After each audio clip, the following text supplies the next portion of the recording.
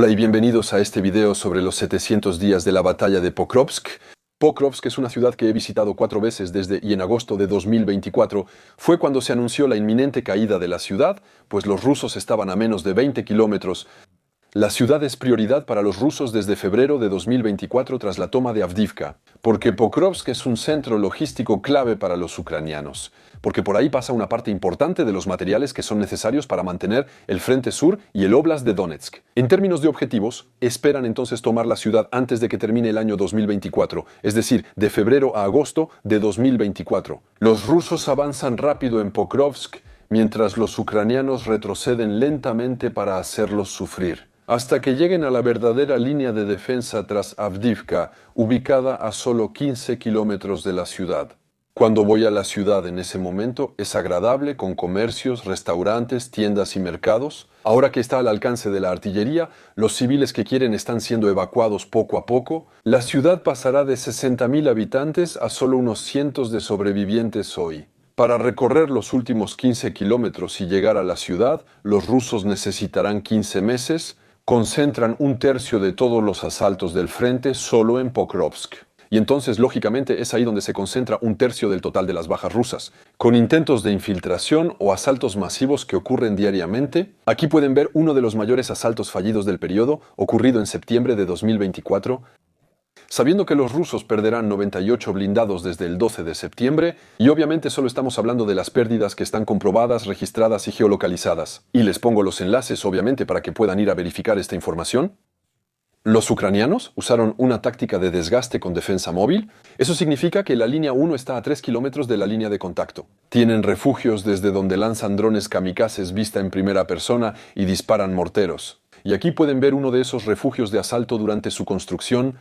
Después, a 3 a 5 kilómetros están los tanques y empieza la artillería. Esto permite atacar a los asaltos rusos a más de 15 kilómetros antes de que lleguen a la línea de contacto. Este método ralentiza el avance ruso, que desde septiembre en Pokrovsk es de solo unos kilómetros cuadrados al mes. Y entonces, el objetivo de este método de desgaste ucraniano es asegurarse de que ningún blindado, ningún soldado ruso pueda llegar a la línea cero. En la línea de contacto solo hay refugios y trincheras con hombres armados con kalashnikovs y antitanque. 4. Entonces, los rusos siguen avanzando lentamente hasta finales de 2024 gracias a numerosos asaltos de gran tamaño que reúnen muchos blindados. Esto provoca pérdidas absolutamente enormes para los rusos, pero aún así no los hace rendirse. Así es. La lección de Avdiivka es que, pese a las bajas, siguen enviando y desplegando tropas. Los primeros asaltos dentro del límite administrativo de la ciudad ocurren en octubre, y aquí pueden ver la destrucción de estos blindados por drones kamikazes vista en primera persona, algo que vemos todos los días, y como este método provoca la pérdida de un blindado por cada kilómetro cuadrado conquistado, Rusia también empieza a multiplicar los asaltos casi suicidas. En moto, en cuatrimoto o a pie, esto causa más pérdidas humanas pero menos materiales, que escasean para los rusos, aunque sus recursos humanos parecen casi ilimitados. Es un poco inservible, como un proyectil, por eso los rusos envían a muchos,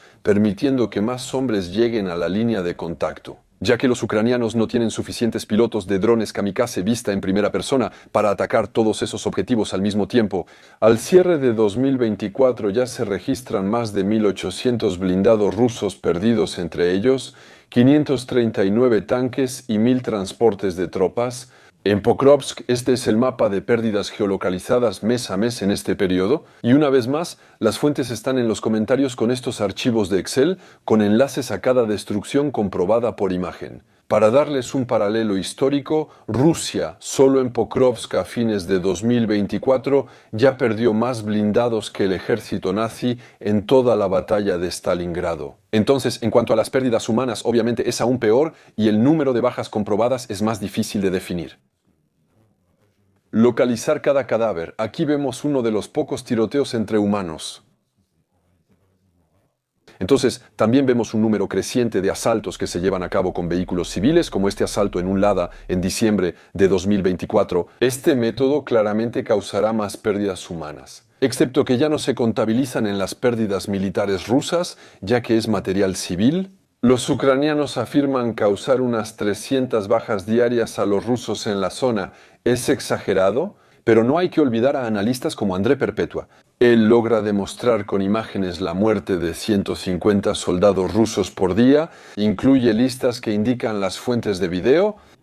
Entonces, alcanzar 300 bajas por día sumando los muertos, heridos y desaparecidos solo en esta zona del frente, que representa un tercio de la totalidad de los asaltos. Y al final, no es algo inverosímil considerando las pérdidas globales en el frente. Para los rusos, la situación empeorará desde mediados de enero, con la llegada de la 155A Brigada o Brigada Han de Kiev, formada y equipada por Francia. Con una veintena de cañones César, AMX-10RC transportes blindados, vehículos de l'Avant blindé y una veintena de tanques Leopard proporcionados por Alemania y España. Y los remito a los videos que pude hacer en la zona. Pero, en resumen, la llegada de este equipo realmente va a cambiarlo todo, ya se los había dicho. Los drones ucranianos brindan visibilidad hasta 30 kilómetros antes de la línea de contacto, lo que da una ventaja y un aviso previo a los ucranianos que los ven llegar, pero como los ucranianos ahora tienen estos cañones César que disparan mucho más lejos que lo que estaba disponible hasta ahora, pues bien, los intentos de asalto rusos ahora empiezan a ser tratados. A más de 25 kilómetros de la línea de contacto, los 7 kilómetros. Finalmente, la proporción de fuerzas rusas que deben ser atacadas por drones vista en primera persona desde 5 kilómetros es aún menor que antes. Los asaltos rusos son aún menos efectivos, y este método prohíbe cualquier concentración de fuerzas o asaltos masivos. En enero de 2025, los ucranianos reportan que causaron 15.000 bajas, 7.000 de ellas mortales cerca de la ciudad. Cabe mencionar que tenemos cientos de videos de rusos asesinados en sus asaltos, así como los ataques a la línea logística rusa como a este camión de municiones, y una proporción menor de blindados y transportes de tropas involucrados, aunque aún hay algunos. Entonces, este nivel importante de pérdidas para los rusos es una evolución de las tácticas. Desde mediados de enero y con la llegada de la Brigada Ana de Kiev, los rusos dejaron de avanzar. El frente está bloqueado, así que veremos el abandono de grandes ofensivas mecanizadas. Los asaltos rusos serán cada vez más con muchos vehículos rápidos individuales, motos de cross, cuatrimotos y camionetas pick-up. En este video estamos en un pequeño vehículo todoterreno ruso viendo decenas de carrocerías de vehículos en ejes logísticos. Aquí se salvan porque el dron kamikaze ucraniano que golpea sus vehículos no explota. Al final, principalmente peatones, son enviados a la muerte como en este video de febrero de 2025. Y al final, este método obviamente provoca pérdidas aún mayores del lado ruso. Y ese es precisamente el objetivo ucraniano, permanecer ocultos el mayor tiempo posible y hacer sufrir a los rusos tanto como sea posible, antes de retroceder dejándoles trampas y minas absolutamente por todas partes. Hay que ser claros, las bajas ucranianas son numerosas, pero en general solo ocurren durante rotaciones de personal. Cuando están al frente, como este grupo de ucranianos, o con drones de fibra óptica como este tanque a más de 5 kilómetros del frente, o hasta Pokrovsk, con este video de inicios de 2025, aunque eso es mucho más raro. Y los rusos también usan muchas bombas planeadoras como en la ciudad. Aunque no es muy precisa, puede destruir pueblos o edificios, incluso si cae a cientos de metros. Así es. La diferencia es que los ucranianos solo están atrincherados igual que los rusos. Y entonces hay bajas en esos pequeños reductos, en esas pequeñas fortificaciones, como ellos las llaman, pero el que muere más, obviamente, es el que tiene que salir de su trinchera y tiene que liderar sus asaltos. Por eso las bajas rusas son mucho más importantes que las ucranianas. Entonces, cuando estuve en la zona en diciembre de 2024, pude seguir las operaciones en un cuartel general que coordinaba tanto la artillería como los drones. Y las imágenes que ven ahí son inéditas, pero en general, los rusos atacaron una posición ucraniana con una docena de hombres, mientras solo había 5 ucranianos. En el asalto 7 de los 12 rusos fueron asesinados, y cuando llego al cuartel general, quedaban 5 rusos en la antigua posición ucraniana, donde 2 ucranianos habían sido asesinados y el resto se había retirado atrás. Y entonces, los ucranianos organizaron una trampa, ya que conocían bien sus trincheras, así que enviaron drones Mavic para bombardear, hasta que todos los rusos estuvieron en un lugar donde creían estar protegidos. Después, los ucranianos atacaron el sitio con un proyectil de una MX-10, los pocos sobrevivientes se escondieron en una tubería bajo la carretera y los ucranianos enviaron un vista en primera persona dentro de ella. Así que la conquista de una trinchera, el haber avanzado 150 metros por parte de Rusia, se tradujo en esto. Finalmente todos murieron y la trinchera quedó libre. Los ucranianos la retomaron al año siguiente sabiendo que ya no había defensa dentro. Los ucranianos me dijeron que su mayor temor era tener más objetivos de los que podían manejar. De pilotos y de drones kamikazes vista en primera persona para enviar, ya que un piloto solo puede lanzar un vista en primera persona. ¿Y si tienes 40 objetivos, 3 pilotos y solo 3 o 4 kilómetros para intentar destruirlos? Pues eso simplemente significa que había masas y cantidades de rusos que llegaban ya sea a la línea de contacto o a la línea cero, que eran demasiados para poder reducirlos. Sin embargo, en febrero, marzo y abril es realmente eficaz, ya que los ucranianos confían, detienen los asaltos y recuperan algunas posiciones pequeñas. Al sur de Pokrovsk, con videos de captura de prisioneros, el problema es que no todas las brigadas, lamentablemente, tienen el equipo de la brigada Ana de Kiev. Los rusos siguen avanzando lentamente en el este de la ciudad hasta la autopista principal. El método ruso evoluciona para enfocarse en multiplicar grupos más numerosos de solo 2 o 3 hombres, cuyo objetivo ya no es alcanzar la línea cero, la línea del frente, sino infiltrarse, pasar detrás, llegar a la línea 1 desde donde se lanzan los drones kamikazes. El objetivo es destruir esos lugares desde donde salen los vista en primera persona, y en el momento en que ya no hay vista en primera persona, obviamente, los rusos logran avanzar. En el 95% de los casos, estos pequeños grupos son eliminados antes de cumplir su objetivo, creando campos de cadáveres que se multiplican. Entonces, también les digo que los rusos han abandonado los asaltos mecanizados, es más bien una disminución del ritmo en comparación con lo que veíamos en 2024. Los ucranianos siguen mostrando la pérdida semanal de 10 vehículos blindados en esta zona desde enero hasta verano de 2025. Eso no se ha detenido. Antes perdían más y ahora perder 10 vehículos blindados por semana se considera poco. Pero obviamente es monstruoso, es catastrófico y siguen siendo cifras absolutamente enormes. Entonces, este prolongado y costoso avance permite a los rusos llegar a varios pueblos y barrios periféricos en julio y agosto de 2025, con ese avance preocupante al norte de Pokrovsk, así como este verdadero avance, con un progreso sorpresivo de más de 10 kilómetros de distancia en un solo día, y ese avance será aplastado, porque Rusia no logra hacer pasar los blindados para explotarlo, ni siquiera material para permitir que ese avance se mantenga. Esto resultará en la pérdida de varios cientos de soldados rusos, de los cuales más de un centenar fueron hechos prisioneros, con muchas imágenes de sus rendiciones. A finales de agosto, los rusos entran al barrio de la ciudad mientras sus líneas de suministro son destruidas, sobre todo con bombas planeadoras francesas que los ucranianos reciben en cientos cada mes. Por su parte, los ucranianos también sufren ataques regulares a sus líneas de suministro.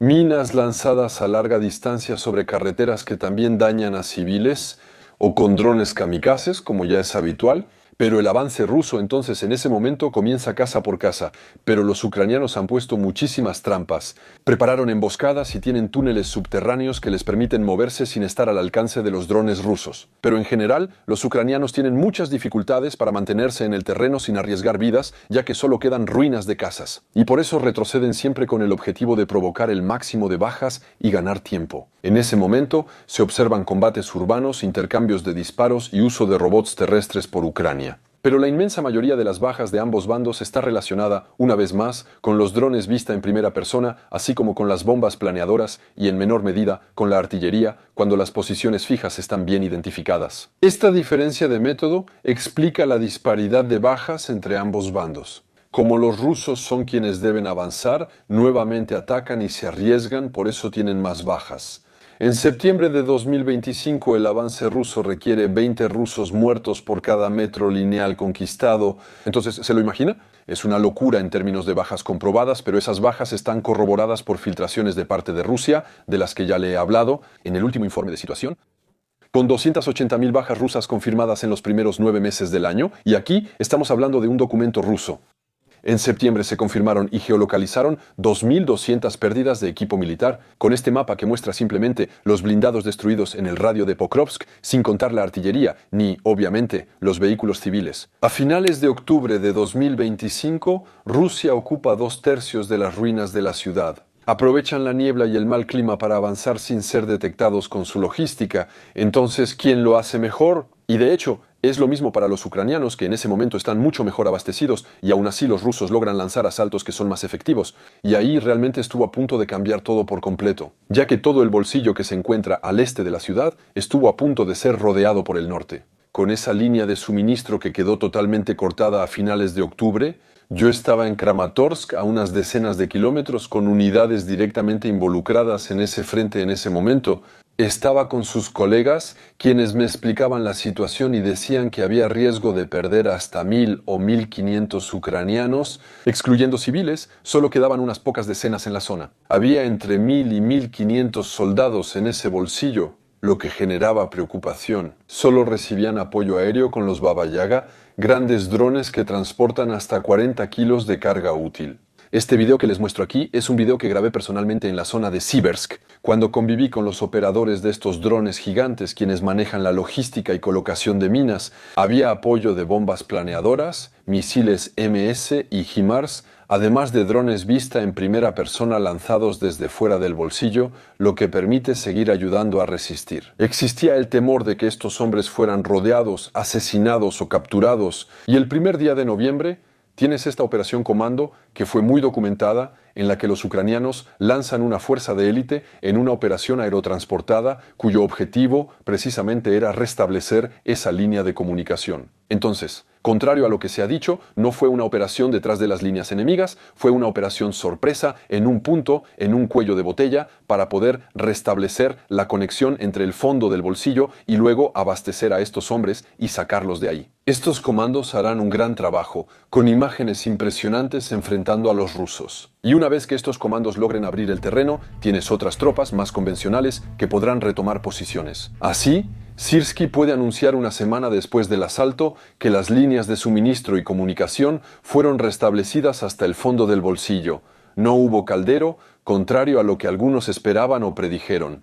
Sé que esta operación fue muy criticada por la efectiva desinformación rusa. Hicieron creer que fue un asalto suicida y que esas personas fueron sacrificadas inútilmente.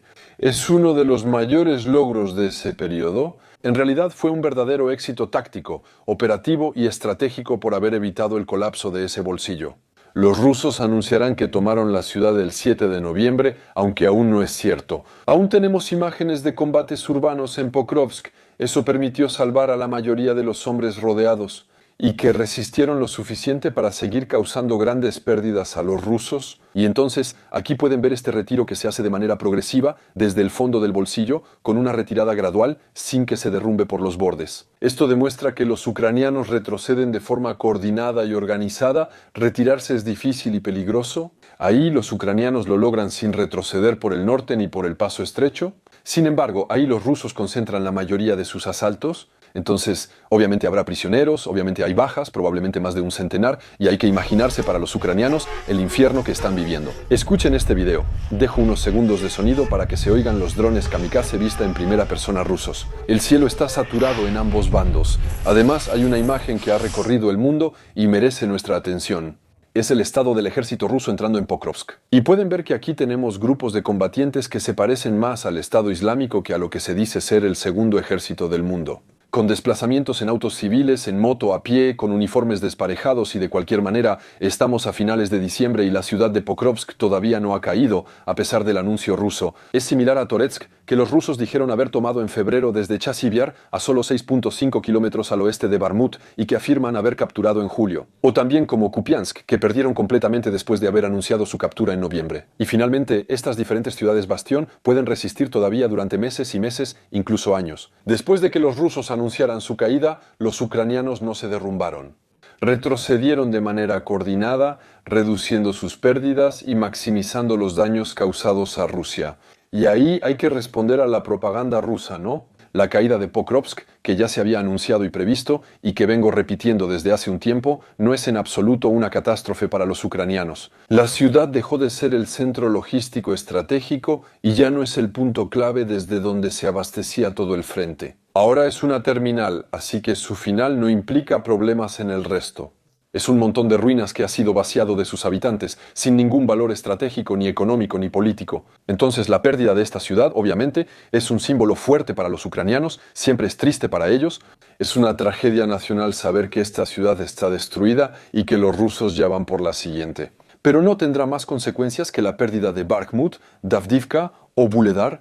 Siempre decían que era el colapso del frente, aquí igual, yo estuve ahí. Las defensas que están detrás de Pokrovsk están infinitamente mejor construidas, son más sólidas que las que estaban frente a Pokrovsk. Los rusos avanzarán cientos de kilómetros cuadrados al mes por 1 o 2 meses, hasta que lleguen a la siguiente línea, que es realmente mucho más sólida, Aquí ven imágenes que grabé en mi último viaje, solo una parte de todo lo vivido. Y luego, si tomamos un poco de distancia, no hay que olvidar que los rusos tardaron casi 4 años en ir de la ciudad de Donetsk hasta la ciudad de Avdiivka. Esa distancia normalmente la recorre un excursionista en un día, así que el avance en 4 años es muy poco. Pokrovsk en Francia sería tan grande como Nueva York, así que Nueva York está muy bien, pero objetivamente, tal vez no sea el objetivo estratégico definitivo del que uno deba presumir cuando logra conquistarlo después de haberlo arrasado completamente durante más de 1 año y medio. Y creo que la mejor conclusión de esta batalla podría darla el general ruso Leonid Ivachov, que fue el antiguo jefe del Estado Mayor del ejército ruso. Y lo cito: el hecho de que hayamos avanzado en algún lugar cerca de Pokrovsk no es más que un éxito táctico. No tenemos ningún éxito a nivel táctico operacional ni a nivel estratégico y hemos sufrido una derrota en todas las demás dimensiones. ¿Y para los próximos meses? Ahora podemos esperar que otras ciudades bastión que han sido fortalezas por meses también caigan. Pienso en Chasivyar, que está a kilómetros al oeste de Bakhmut y que todavía resiste. También pienso en Toretsk. Hay muchas ciudades en las que se nota que los ucranianos están al final de esta defensa y que al final terminarán replegándose a la siguiente línea. Por eso, en los próximos meses veremos avances rusos más significativos. Eso no significa que haya un colapso del frente, significa que los ucranianos harán sufrir a los rusos y replegarse a la siguiente línea de defensa y luego a la siguiente. Obviamente son las ciudades grandes, Sloviansk, Krasnoyarsk, Kramatorsk, para las cuales las defensas no tienen igual en todo lo que hay en el Donbass. Y entonces ahí obviamente serán, en mi opinión, las grandes batallas del año 2026 y es ahí donde los ucranianos tendrán que lograr atacar a los rusos. Porque la batalla de Kramatorsk, que creo ocurrirá a finales de 2026, si los avances que los rusos logran son del mismo nivel que lo que vimos en el pasado, entonces esta batalla será la madre de todas las batallas. Si los rusos no colapsan económicamente antes, ahí será cuando los ucranianos realmente deberán detenerlos. Si los ucranianos no logran detener a los rusos en Kramatorsk, los rusos continuarán y tal vez tomen ciudades como Yarkov. Luego, claro, hay preocupaciones sobre las siguientes líneas de defensa, que en este caso no he visto tan intensas ni fuertes como las que tenemos al frente, Kramatorsk. Así que ese es realmente el punto culminante. Creo que en los próximos meses la preparación para la batalla de Kramatorsk y mantener la ciudad de Kramatorsk, donde lamentablemente pasé algunos días bastante difíciles. Honestamente, la ciudad está en un estado absolutamente dramático. Estuve ahí a principios de noviembre. La ciudad es irreconocible comparada con hace 2 años y medio, y desafortunadamente todavía hay civiles en el lugar. Es una ciudad preparándose para un futuro asalto, con bombas planeadoras cayendo cada noche. Fui perseguido en la ciudad por drones kamikazes que explotaron a unos cuantos metros de nosotros. Estaba con otros franceses que luchan y se unieron a las brigadas, eso es. Obviamente esas son las perspectivas que podemos tener y que están casi garantizadas. Y por eso el objetivo ucraniano obviamente siempre es desarrollar sus misiles de largo alcance, el Flamingo, los FP-1, los Beaver, lo que afecta a la economía rusa. Porque es a través de la destrucción de su economía que Rusia se verá obligada a detener sus intentos de invasión, anexión y obviamente de destrucción de Ucrania. Más que nunca les recuerdo, pueden salvar vidas. Mi último viaje llevó una ambulancia blindada al lugar. Ustedes financiaron muchas de esas ambulancias y el dinero de YouTube también ayudó, servirán para salvar compañeros en el terreno. Eso permitió adquirir sistemas de detección, drones rusos y generadores eléctricos para civiles y militares. Así que cada euro realmente cuenta. Están ayudando mucho en el terreno, cientos de miles ven estos videos. Si cada uno donara solo 5 euros, ahí tenemos efectos importantes en el terreno y podemos salvar personas. No es algo sin sentido. Los 10 Starnets que ustedes ofrecieron financieramente a través del canal, ustedes financiaron 8, yo financié 2. Hay más de 15.000 soldados ucranianos que han pasado por ahí. Y entonces, de mi parte, seguí preparando los videos de este último viaje. Va a tomar algunos días, algunas semanas poder revisar estos videos y poder asegurarlos antes de poder publicarlos. Pero fue increíble. Ahora tengo accesos ultra privilegiados y contactos directos con todas las unidades combatientes en el frente. He hecho ya 16 viajes revisando los demás frentes y unidades. Siempre tengo a alguien que conozco directamente que está luchando en una de esas zonas del frente francés o ucraniano. Eso me permite compartir esta información con ustedes. Gracias nuevamente por su presencia y solidaridad. No olviden donar, eso ayuda a salvar a los compañeros. Hasta pronto.